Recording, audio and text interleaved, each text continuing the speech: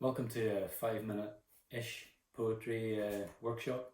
It's part of the Shades of Tay project that the guys at Pitlochry Festival Theatre have going on at the minute. And part of that project is a poetry competition which is sponsored by the Highland Book Prize and also the wonderful John Muir Trust, which is pretty cool.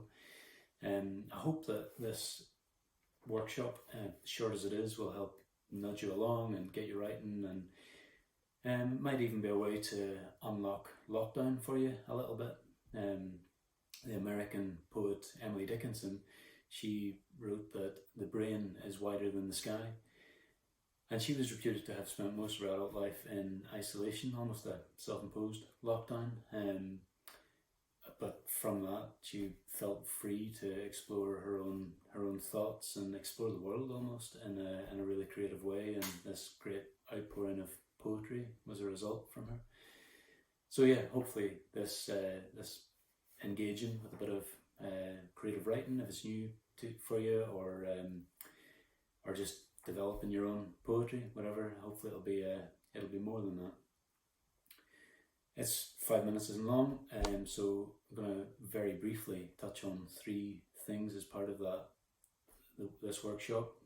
First will be different types of poetry, and second will be the theme of the competition, and finally we'll look at different approaches or devices that you might use to hopefully go towards your winning contribution.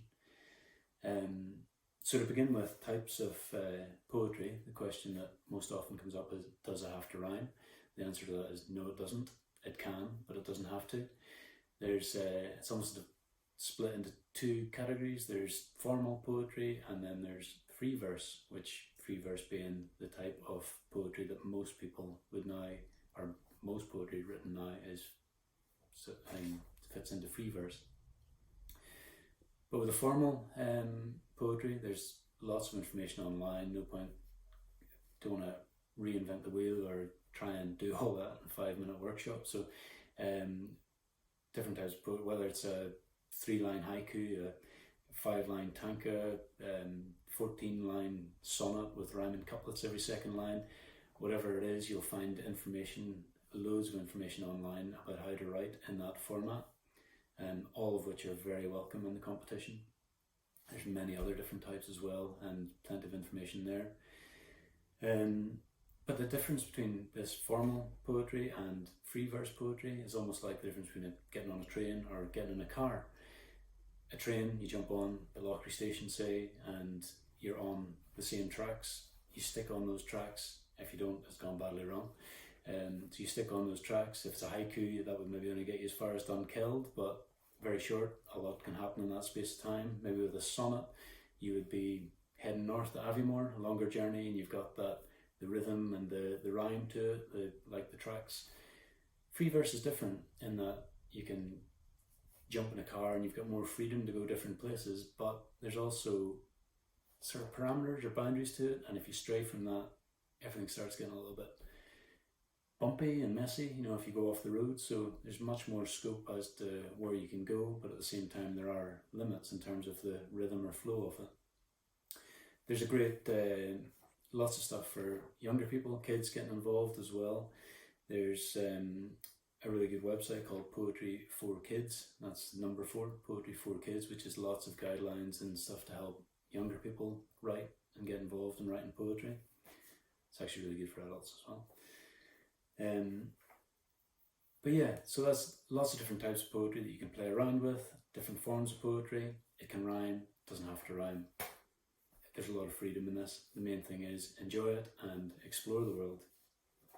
In terms of theme, the competition theme is the River Tay and the surrounding areas, hence the title Shades of Tay. It's also about the communities around the place.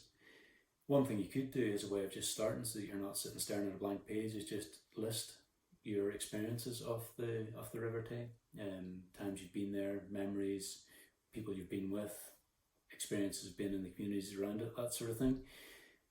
It straight away stops that blank page thing and just gets you writing a simple list, and from that then you can take things and start exploring, possibly putting them into different poetic formats. And then different approaches. There's as many different approaches and devices that we can use as there are types of poems.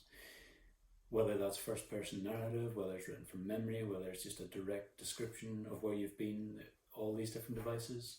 Previously we touched on a device called prosopopoeia, which is to do with inhabiting something that doesn't normally have a voice and giving that a voice. So you become the River Tay, for example, and you speak as though you're the River Tay, or become a tree, whatever you decide to become. That's sort of prosopopoeia is this term, that collective term for it.